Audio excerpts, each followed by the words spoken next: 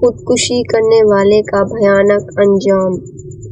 حضرت ابو ہریرہ رضی اللہ عنہ کہتے ہیں کہ رسول صلی اللہ علیہ وسلم نے فرمایا، جس شخص نے اپنے آپ کو پہاڑ سے گرا کر خودکشی کر لی، وہ شخص ہمیشہ دوزخ میں گرایا جائے گا اور وہ وہاں ہمیشہ رہے گا اور کبھی اس سے نہیں نکلے گا۔ اور جو شخص زہر پی کر خودکشی کرے گا اور اس کا زہر اس کے ہاتھ میں ہوگا جسے وہ دوزخ کی آگ میں پائے گا، وہ دوزخ میں ہمیشہ ہمیشہ رہے گا، اس سے کبھی نہیں نکلے گا۔ اور جس شخص نے لوہے کے کسی ہتھیار جیسے چھری وغیرہ سے اپنے آپ کو مار ڈالا، اس کا وہ ہتھیار دوزخ کی آگ میں اس کے ہاتھ میں ہوگا جس کی وہ اپنے پیٹ میں چبھوئے گا اور وہ دوزخ میں ہمیشہ رہے گا، اس سے کبھی نہیں نکلے گا۔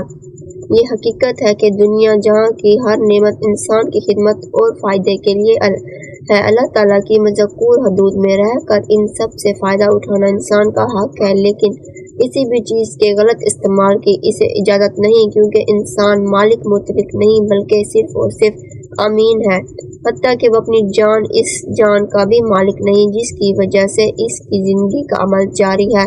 اس لیے غلط طریقے سے اپنی زندگی کا جز یا کل خرچ نہیں کر سکتا۔ اگر وہ اپنی یہ زندگی خود اپنے ہاتھوں ختم کرنا چاہے تو جان کے خالق و مالک نے اس کی اجازت نہیں دی۔ اللہ تعالیٰ نے قرآن مجید میں ارشاد فرمایا، اور اپنے آپ کو قتل نہ کرو، یقین مانو کہ اللہ تمہارے اوپر مہربان ہے۔ دوسری جگہ ارشاد فرمایا، اپنے آپ کو ہلاکت میں نہ ڈالو۔ مرنے والے کے ساتھ عام طور پر رحم دلی اور ترس کا معاملہ کیا جاتا ہے، اکثر اوقات مخالف اور دشمن بھی اس موقع پر ترس کھاتا ہے۔ آپ صلی اللہ علیہ وسلم کی ذات گرامی کس قدر مشفق اور سراپا رحمت تھی کہ ہمیشہ اپنے دشمن کے لیے بھی دعائے ہدایت کی، اور جب تک اللہ تعالیٰ کی طرف سے واضح حکم نہیں آ گیا، کسی منافق کی نماز جنازہ پڑھنے سے بھی انکار نہیں فرمایا، مگر جب رحمت العالمین صلی اللہ علیہ وسلم نے خودکشی کرنے والے کی نماز جنازہ پڑھنے سے انکار کر دیا۔ حضرت جابر بن سمر رضی اللہ عنہ بیان کرتے ہیں کہ آپ صلی اللہ علیہ وسلم کا ارشاد گرامی ہے کہ نبی کریم صلی اللہ علیہ وسلم کی خدمت میں ایک جنازہ لایا گیا جس نے تیز دھار ہتھیار سے اپنے آپ کو قتل کر لیا تھا۔ آپ صلی اللہ علیہ وسلم نے اس کی نماز جنازہ نہیں پڑھی۔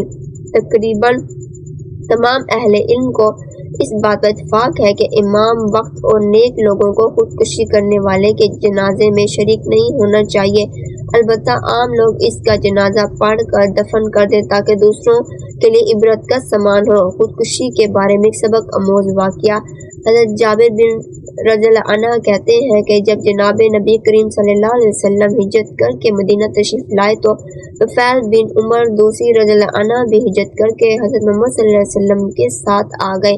ان کے ساتھ ان کے قبیلے کے اور ایک شخص نے اپنی ہجرت کی۔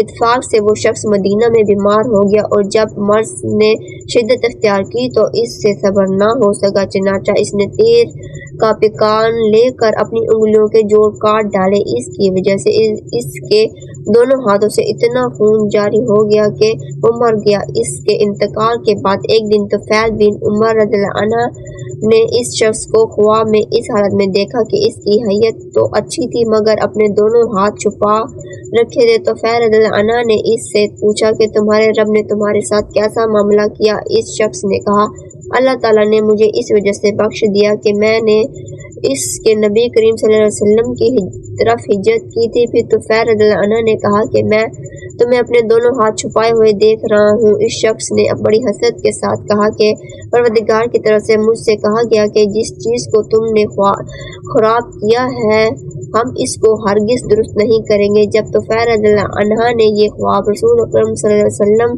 کے سامنے پیش کیا تو آپ صلی اللہ علیہ وسلم نے فرمایا، اے اللہ اس کے دونوں ہاتھ کو بخش دے۔